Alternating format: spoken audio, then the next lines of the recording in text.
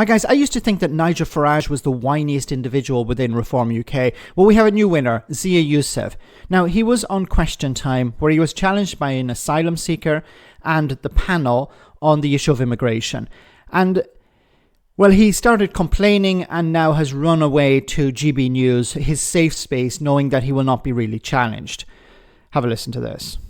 I mean, well, if you just watch it, and I do encourage people to watch some of the clips that are on social media. I know it can be quite painful to watch the BBC these days, but It can be painful to watch the BBC. There was no obligation on you to go on the BBC. I love how Reform UK keep complaining about the BBC and then go on the BBC. Didn't Nigel Farage say that he was going to boycott it at one stage, and then a week later he was on Newsnight or Question Time or some BBC show? They're a joke. They're hypocrites. They keep running down the BBC and then going on the BBC as soon as they get the invitation. You know, there was no obligation for you to go on, but you went on anyway. And it's interesting also that Zia Yusuf keeps doing these things as opposed to Nigel Farage, Richard Tice or Lee Anderson. When was the last time you saw Lee Anderson on Question Time? Why is it always Zia Yusuf? I think it's because they're able to send him out and use plausible deniability if he says something stupid. Oh, well, he's not a member of parliament. Oh, he's not the leader. So he can say something that's embarrassing or stupid, and then the party can just deny he has any responsibility. It's worth watching, just so that you can realise that everything we're saying is true. I have to say, as I said, I had to really process this because I couldn't comprehend what was going on. I couldn't believe that this was happening in such an open and blatant way. And again, just going back to that point about the guy, the Iranian, who was reading the statement about why Britain should leave the ECHR. At one point, he started talking about the Northern Ireland Protocol. And I didn't realize that was something that was such a big issue in Iran. So it was. Sorry, in Iran. The guy is in the UK. And the Good Friday Agreement, I think he meant the Good Friday Agreement. The ECHR is a cornerstone of the Good Friday Agreement. Look, I think the Iranian guy didn't present himself very well, but that's beside the point. He's not a professional. He's not an activist. He's not a politician. He read out his statement. Maybe it was prepared for him, but once again, that's irrelevant.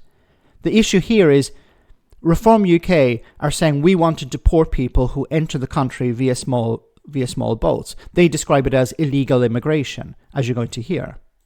Was ridiculous. I think it clearly was set up to try to put Reform on the spot. And so Reform are not supposed to face any scrutiny whatsoever. They want all this media attention, but they don't want anyone to ask them any difficult questions. That's what they want. That's exactly what they want. You know, we keep hearing Nigel Farage, he wants to be on TV all the time, but he doesn't want anyone to ask him any difficult questions. He insults journalists if they ask him difficult questions. He laughs at them. He runs away. You know, I keep saying the only real time you see Nigel Farage truly scrutinized is when he appears in foreign media or when he was at the US Congress some months back. That's when he's truly scrutinized because the people who are asking him questions don't need to pander to him. And Reform UK, that's all they want. They want journalists and members of the public to pander to them. They want the BBC to keep platforming them, but never challenge them. Evidence for that actually is Fiona asked me directly, well, would you deport this particular gentleman in that audience, which is obviously a very emotional appeal. And look, of course, I get it. These are all human beings. But ultimately, as I said in my answer, the vast majority of the people coming across the English Channel illegally are men. We know that to be true. But it's not illegal. Why do you keep saying they're entering the country illegally? It's not illegal to enter the country and claim asylum. It's illegal to enter the country without documentation and not claim asylum. You can't just enter a country via small boat and then abscond. That is illegal. But if you're putting in a claim for asylum, it's not.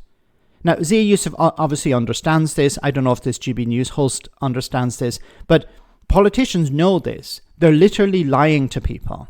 It's a statistical fact. And if you're entering a war zone, then it's generally men first, is it Yeah. not? And if you're fleeing a war zone, then it's women and children first. And that's the most obvious point. So absolutely, they must be deported. They will be deported. And by the way, I said exactly as such on the program. So it was actually explained to Zia Yusuf on the show why it's men that are coming in via the small boats and not so many women. Sometimes there are women and children. We've already heard stories of people dying, including women and children in the channel. So it's not only men, it's the majority are men. And why was that? Well, it was explained to him because it's a dangerous route. And the family normally send the men forward because they're stronger in a sense. They're able to stand up for themselves. They're able to protect themselves better than women and children. They're less vulnerable. That's why the men go forward, because it's dangerous. This was explained to Zia Yusuf, and once again he regurgitates the same talking point. Oh, then why are the men going? Like, these people are not interested in learning. You know, if a politician didn't know, why is it the case that men are going forward? And it was explained to them. A normal person would take that information on board and go, oh, okay, I'm going to change my opinion. I'm going to change my mind because I have been informed. But politicians are resistant to information because they have their narrative. So it doesn't matter how much you explain reality to them, they will resist it. They will stick to, well, these people are entering the country illegally. These people are like soldiers invading our country. James O'Brien said recently a very interesting point. You notice how they keep describing them as military-age young men and not working-age young men, when in the reality of the situation is that these young men are coming in many cases to work, not to fight Britain, not to invade the country, but to work. Now, in many cases, they can't come in via the normal route, so they're taking these routes instead. So you have a mix of people who are coming in legitimately claiming asylum, and others are coming in to work. But back to the main point, Zia Yusuf and Reform keep complaining about the BBC, but keep going on the BBC. They're hypocrites, and they need to be called out. Let me know in the comment section, guys, what you think, and I'll see you in the next video.